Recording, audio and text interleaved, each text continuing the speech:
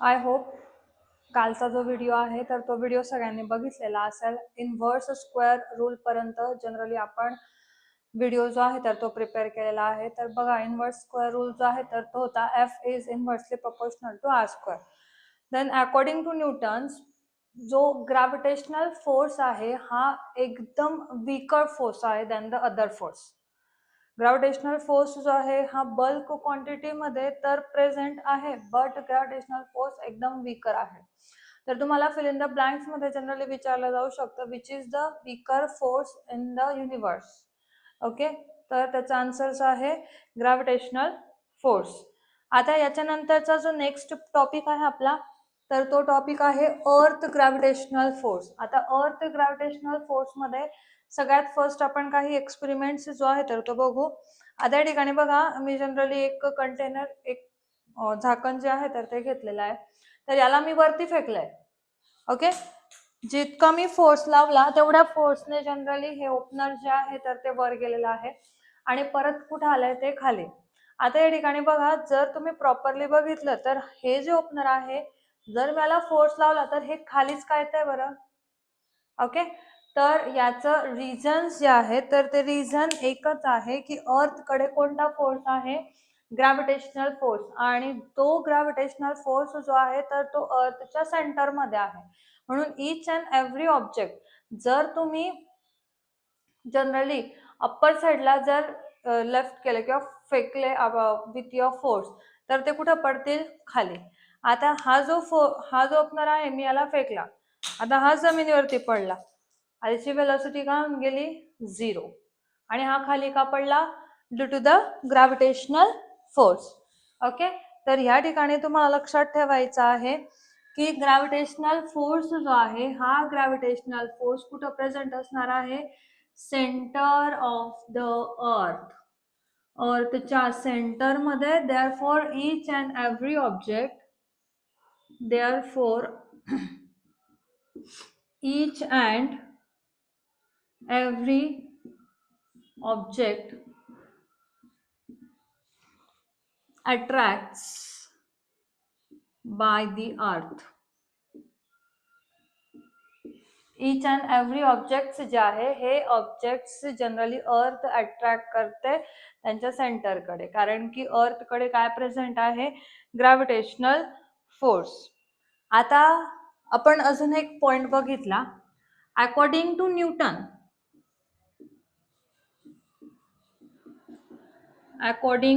Newton, each object in the universe have gravitational force. जर तुम्ही universe मध्ये बघितलं तर युनिवर्स मध्ये तुम्हाला प्रत्येक ठिकाणी काय मिळणार आहे, ग्रॅव्हिटेशनल फोर्स. म्हणजे प्रत्येक ऑब्जेक्ट मध्ये काय प्रेझेंट आहे, ग्रॅव्हिटेशनल फोर्स जो आहे तर तो प्रेझेंट आहे. असं आपल्याला कोणी सांगितलं, न्यूटन ह्या सायंटिस्टने.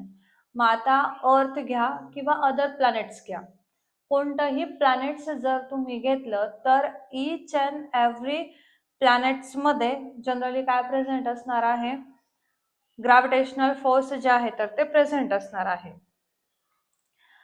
आता दुसरा जो पॉइंट आहे की जे आपण आर्टिफिशियल सॅटेलाइट्स जनरली अर्थ पासून आउटसाइडला जनरली रिव्हॉल्व करतो आहे, तर हे सॅटेलाइट आपोआप रोटेट कसे होत आहे. आता याच्यासाठी बघा, एक क्वेश्चन जो आहे तर तो आहे, अर्थ कडे ग्रॅव्हिटेशनल फोर्स आहे, अदर प्लॅनेट्स कडे पण ग्रॅव्हिटेशनल फोर्स आहे, प्रत्येक ऑब्जेक्ट कडे पण काय जनरली प्रेझेंट आहे, ग्रॅव्हिटेशनल फोर्स जो आहे तर तो प्रेझेंट आहे. मग क्वेश्चन काय येतोय की ही अर्थ आहे कन्सिडर, तर या अर्थच्या अराउंड जनरली आर्टिफिशियल सॅटेलाइट्स जे आहे तर ते काय होत आहे, रिव्हॉल्व होत आहे. ओके, आता आर्टिफिशियल सॅटेलाइट्स जे आहे तर ते रिव्हॉल्व होत आहे. ग्रॅव्हिटेशनल फोर्समुळे हे सॅटेलाइट्स जे आहे हे सॅटेलाइट्स अर्थला स्ट्राईक का होत नाही, कारण की डेफिनेटली आर्टिफिशियल सॅटेलाइट्स पेक्षा ग्रॅव्हिटेशनल फोर्स जो आहे तर तो अर्थकडे कसा असेल, जास्त. मग हे जे आहे हे अर्थ कडे जनरली का स्ट्राईक होत नाही, असा प्रश्न जो आहे हा प्रश्न जनरली येतोय. कारण की आपण आत्ताच बघितला, जर आपण ऑब्जेक्टला वर फेकलं तर ते ऑब्जेक्ट कुठे येणार, खाली. मग आर्टिफिशियल सॅटेलाइट जे आहे त्याला आपण जनरली बाहेर टाकतो आहे, ते खाली का येत नाही. आणि दुसरी गोष्ट, जर ईच अँड एव्हरी प्लॅनेट्स मध्ये ग्रॅव्हिटेशनल फोर्स आहे तर मग ते एकमेकांना अट्रॅक्ट का करत नाही. बघा त्या ठिकाणी ग्रॅव्हिटेशनल फोर्स तर आहे, ओके, आणि प्लस कॉन्स्टंट व्हेलॉसिटी आहे. व्हेलॉसिटी आपण बघितलंय आधीच. हा जो आर्टिफिशियल सॅटेलाइट आहे, हा आर्टिफिशियल सॅटेलाइट कोणत्या फॉर्म मध्ये रिव्हॉल्व होतोय, कॉन्स्टंट व्हेलॉसिटी.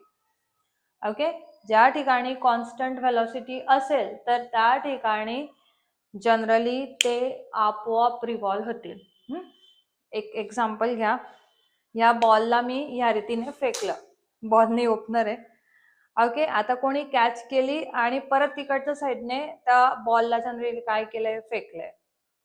आता त्याला फेकलं तर त्याला परत काय मिळाली, व्हेलॉसिटी मिळाली, कारण की आपण काय लावलं त्या ठिकाणी, फोर्स जो आहे हा फोर्स अप्लाय केला.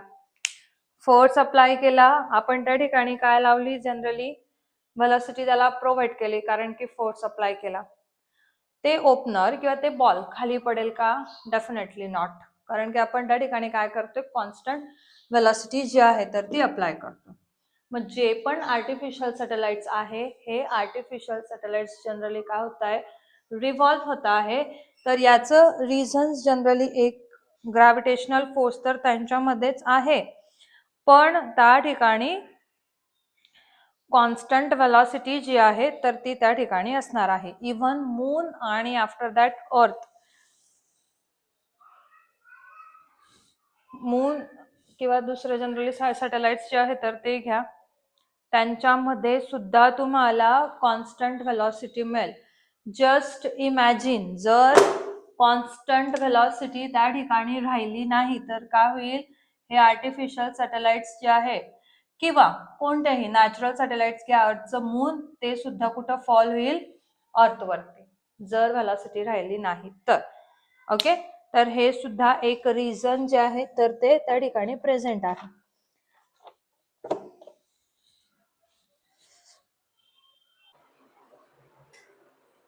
चला, नेक्स्ट जो पॉइंट आहे आपला तर तो आहे अर्थ ग्रॅव्हिटेशनल असलरेशन. अर्थ ग्रॅव्हिटेशनल असलरेशन. आता या ठिकाणी असलरेशन म्हणजे काय, हा टॉपिक आपण फर्स्ट व्हिडिओ मध्ये क्लिअर केलेला आहे. Acceleration is nothing but a change in velocity. Okay, velocity जी आहे तर ती त्या ठिकाणी चेंज होत राहते. परत आपण या ठिकाणी जनरली ओपनर घेऊ, या ओपनरला मी वर फेकला, मी काय अप्लाय केला, फोर्स जो आहे तर तो अप्लाय केला. आता बघा, मी जेवढा फोर्स अप्लाय करेल तेवढाच तो ऑब्जेक्ट कुठे जाणार आहे, खाली, वर, आणि मग कुठं पडेल, खाली. ओके, पॉइंट लक्षात घ्या. या ओपनरला मी काय केलेलं आहे, फोर्स लावला, ऑब्जेक्ट कुठे गेला, वर, आणि मग कुठे येणार, खाली. मी जेवढा फोर्स लावला होता तेवढ्याच फोर्स पर्यंत ऑब्जेक्ट, म्हणजे इथपर्यंत ऑब्जेक्ट काय गेला, वर गेला. आता ह्या पॉइंटला मी फोर्स लावला होता का, डेफिनेटली नाही. बघा, मी इथून फोर्स अप्लाय केला, ऑब्जेक्ट कुठपर्यंत गेला, इथपर्यंत. जेवढा मी फोर्स अप्लाय केला तेवढा ऑब्जेक्ट काय झालेला आहे, मूव्ह. आता इथून त्याने, इथं आपण काय केला, फोर्स लावला, इथून व्हेलॉसिटी गेन झाली, ऑब्जेक्ट कुठे गेला, या साईडला.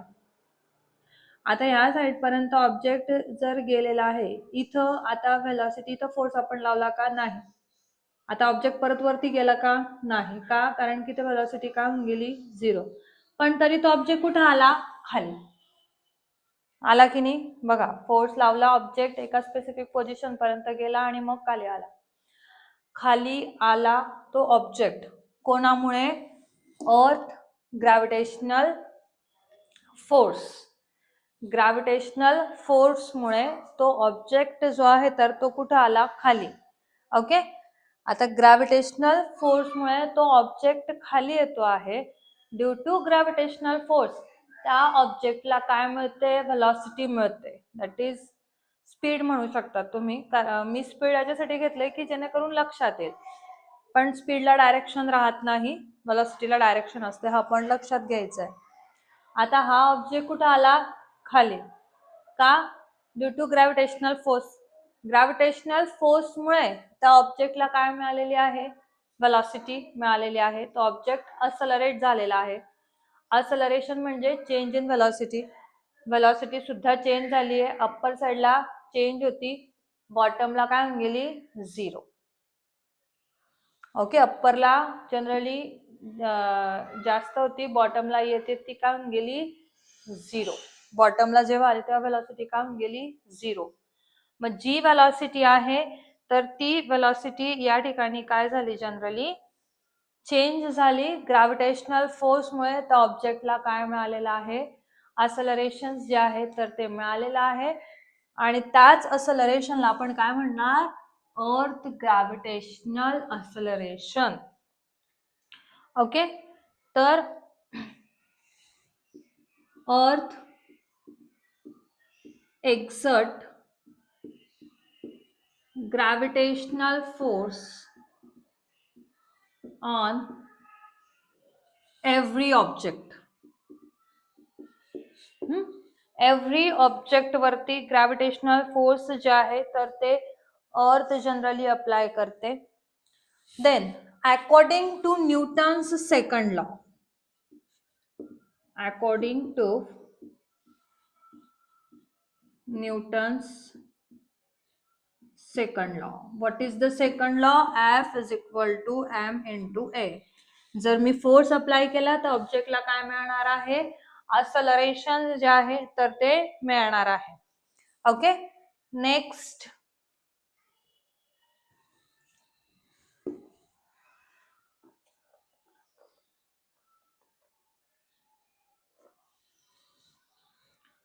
अर्थ gravitational force of to the earth gravitational force due to earth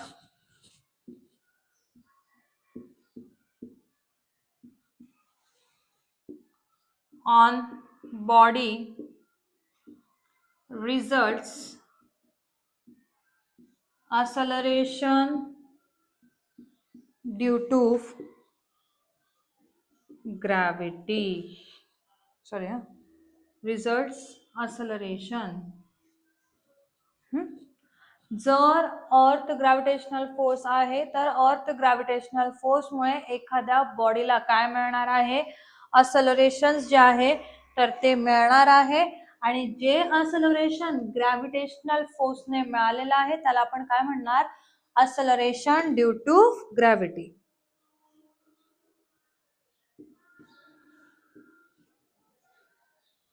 The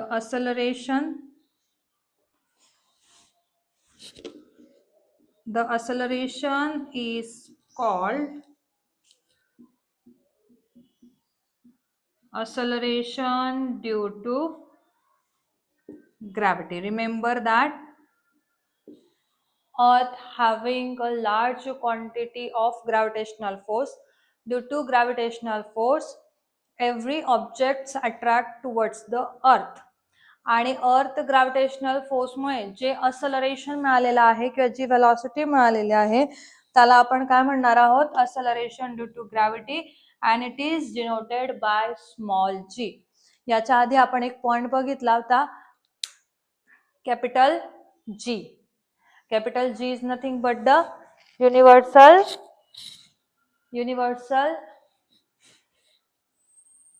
remember universal law of universal gravitational constant. त्याची जी व्हॅल्यू होती तर ती होती तुमची 6.67 into 10⁻⁻11. ओके, आता इथं नेक्स्ट जो पॉइंट आहे आपला तर तो आहे असलरेशन ड्यू टू ग्रॅव्हिटी. आता ही जी व्हॅल्यू आहे जी ची, ही व्हॅल्यू काय आहे ती व्हॅल्यू आपल्याला फाइंड आउट करायची आहे. Now calculate the value of G on the surface of earth. आता calculate the value of G on the surface of earth हे आपण कसं फाइंड आउट करणार? Newton's universal law of constant. Okay, किंवा Newton's universal law of gravitational constant, sorry gravitational universal law of gravitation जो आपण बघितला आहे, तर तो लॉ तुम्हाला या ठिकाणी अप्लाय करायचा आहे. लॉ काय होता? F is equal to G m1 m2 upon r square, हा लॉ आपण बघितला होता. ओके, आता याच्यामध्ये थोडंसं चेंजेस मी केलेला आहे बघा. Consider and two object, consider object having a mass m and small m. Now put this value in that equation. F is equal to G capital M upon R square. दोन object मी consider केलेले, त्याच्यापैकी एक ऑब्जेक्टचा जो मास आहे तर तो मी capital M consider केलेला आहे. ओके, तर तो जो मास असेल कॅपिटल एम, तर तो मास असणार आहे जनरली अर्थचा. Okay, now we know the second equation of motion, second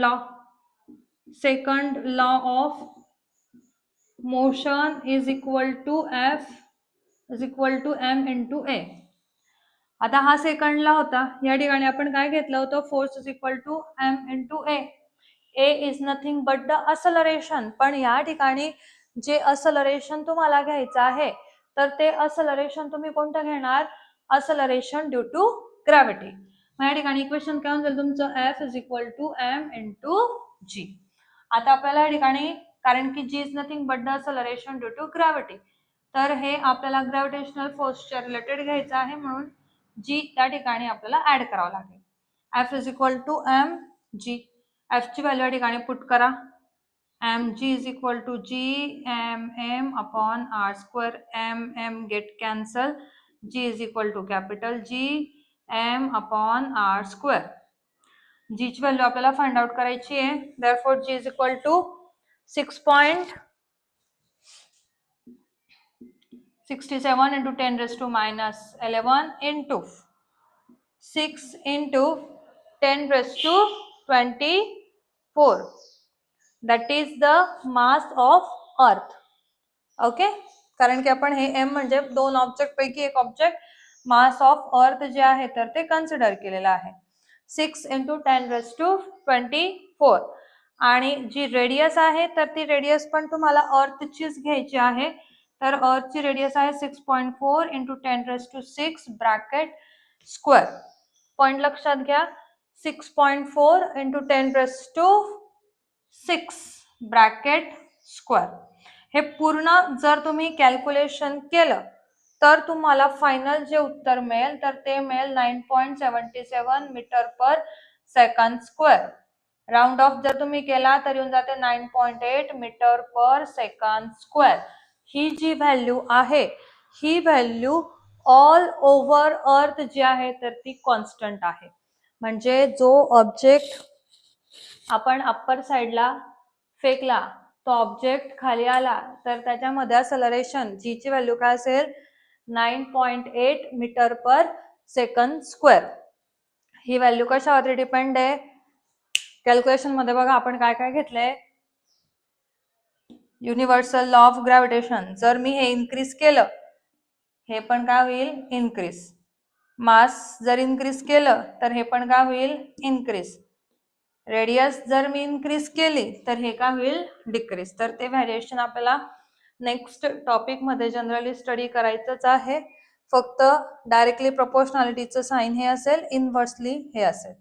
जी ची व्हॅल्यू जी आहे 9.8 मीटर पर सेकंड स्क्वेअर, ही ऑल ओव्हर द वर्ल्ड किंवा सेंटर ऑफ द अर्थ कशी असणार आहे? कॉन्स्टंट. तुम्हाला स्क्रीनशॉट घ्यायचा असेल तर तुम्ही घेऊ शकतात. सिंपल इक्वेशन आहे. हा, या व्हॅल्यू तुम्हाला लक्षात ठेवाव्या लागतील. इझी व्हॅल्यू, केवढ्या हार्ड नाही आहे. ही तर व्हॅल्यू लक्षातच असेल. फक्त इथे आहे 6 into 10 raised to 24, 6.4 into 10 raised to 6.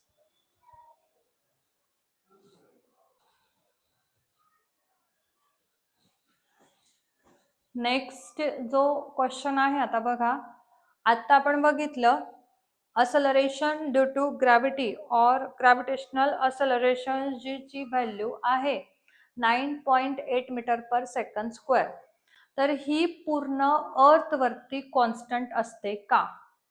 तर याचा आन्सर आहे डेफिनेटली नो. जी ची व्हॅल्यू आहे अर्थ वरती कॉन्स्टंट राहत नाही का? कारण की अर्थचा जो शेप आहे हा शेप स्पेरिकल नाहीये. अर्थचा जो शेप आहे हा शेप जनरली या पॉइंट मध्ये आहे. देअरफॉर इक्वेटरला आणि पोल्सला जी साईज आहे तर ती कमी जास्त होते. मग त्याच्यावरून आपल्याला या ठिकाणी variation in a value of G ची व्हॅल्यू कुठं कुठं चेंज होते हा पॉइंट या ठिकाणी दिलेला आहे. मोस्ट इम्पॉर्टंट क्वेश्चन आहे हा. Variation in a value of G हा क्वेश्चन डेफिनेटली येतो. तर त्याच्यामध्ये फर्स्ट जो पॉइंट आहे, change along the surface of the earth. अर्थचा जो शेप आपण बघितला तर तो शेप पूर्णतः स्पेरिकल नाहीये. Okay, it bulges at equator. हा जो पॉइंट आहे हा पॉइंट आहे इक्वेटर आणि हा जो पॉइंट आहे हा पॉइंट आहे पोल्स. इक्वेटरला जनरली साईज जी आहे तर ती ब्लजेस होऊन जाते आणि पोलला फ्लॅटर. मग आपण जनरली फॉर्म्युला बघितलेला आहे. F is equal to what the formula? F is equal to gm upon r square. आता या ठिकाणी जर रेडियस चेंज झाली तर जी ची व्हॅल्यू पण काय होऊन जाणार आहे, चेंज. तर या ठिकाणी बघा इक्वेटरची जी रेडियस आहे तर ती लार्जेस्ट आहे आणि पोल्सची रेडियस ही स्मॉल आहे. The radius of equator is larger. Therefore, if the radius increases, g decreases. Okay, जर रेडियस मी इन्क्रीज केला तर त्या ठिकाणी जी ची व्हॅल्यू काय होऊन जाते, decrease. Therefore, the radius of equator is large. The value of G is small. Vice and versa घ्या. जर मी रेडियस कमी केली तर जी ची व्हॅल्यू काय होऊन जाणार, जास्त. या ठिकाणी रेडियस जी आहे, रेडियसची व्हॅल्यू जी आहे ही रेडियसची व्हॅल्यू आपण काय केलेली आहे, या ठिकाणी रेडियसची व्हॅल्यू जी आहे तर ती कशी आहे, कमी. तर जी ची व्हॅल्यू काय होऊन जाणार, इन्क्रीज. तर हा पॉइंट या ठिकाणी लक्षात ठेवायचा आहे. इक्वेटरला रेडियस जे आहे हे रेडियस जनरली लार्जर असतं, जी ची व्हॅल्यू स्मॉल, आणि पोलला जनरली रेडियस जे आहे तर ते स्मॉल असेल तर जी ची व्हॅल्यू कशी असणार आहे, लार्ज जनरली असणार आहे. तर जी ची व्हॅल्यू तुम्हाला सेम मिळणार नाही. इक्वेटर वरती जी ची व्हॅल्यू कमी मिळेल, पोल वरती व्हॅल्यू जी आहे तर ती जास्त मिळेल. Now change with height. आता हाईट मध्ये जनरली पॉइंट बघा, इथून अर्थ पासून जर तुम्ही हाईट कन्सिडर केले, आता हाईट जर तुम्ही कन्सिडर करत असणार तर तुम्हाला रेडियसच जनरली कन्सिडर करावी लागेल. ओके, अर्थ पासून above. If we increase the radius means if we increase the height, G ची व्हॅल्यू काय होणार आहे, डिक्रीज. हाच कन्सेप्ट तुम्हाला त्या ठिकाणी ऍड करावा लागणार आहे, change with height. Just consider एक एरोप्लेन जे आहे तर ते फ्लाय करतंय किती हाईट वरती, 6400. ही झाली अर्थची रेडियस. जमिनीपासून जनरली अप्पर साइडला जर तुम्ही गेले तर 6400 पर्यंत ग्रॅव्हिटेशनल फोर्स जो आहे तर तो आपण कन्सिडर करू की प्रेझेंट आहे. आता ती जी एरोप्लेन आहे ती एरोप्लेन जनरली फ्लाय केली 6410. आता 10 किलोमीटरचाच फरक आहे, तर त्या ठिकाणी जी ची व्हॅल्यू आहे तर ती टोटली निग्लिजिबल आहे. त्या ठिकाणी काहीच इफेक्ट जे आहे तर तो इफेक्ट पडणार नाही. पण जर आपण हाईट इन्क्रीज केल्या तर जी ची व्हॅल्यू जी आहे ही व्हॅल्यू डेफिनेटली चेंज होणार आहे. तर या ठिकाणी बघा मी लिहिलेली व्हॅल्यू सरफेस ऑफ द अर्थच्या सरफेस वरती व्हॅल्यू काय असणार 0. सॉरी हाईट काय असणार आहे हाईट जी आहे तर ती असणार आहे 0. व्हॅल्यू काय असेल जी ची 9.8. Mount Everest height 8.8. जी ची value 9.8. Maximum height reach by man-made balloon तर किती हाईट पर्यंत बलून जातोय 36.6. त्या ठिकाणी थोड्या फार एकदम स्मॉल क्वांटिटी मध्ये जी ची व्हॅल्यू चेंज होणार 9.77. अँड लास्ट वन आहे height of a typical weather satellite किती आहे 400. जी ची व्हॅल्यू काय मिळेल तुमची 8.7. And height of communication 35,700. जी ची व्हॅल्यू काय जाते 0.225. मग जसं तुम्ही हाईट इन्क्रीज केली तशी तशी जी ची व्हॅल्यू काय होणार डिक्रीज कारण की हेच रिलेशन आहे. If we increase the radius value of G decreases. Next last जो पॉइंट आहे तर तो लास्ट पॉइंट आहे चेंज विथ डेप्थ.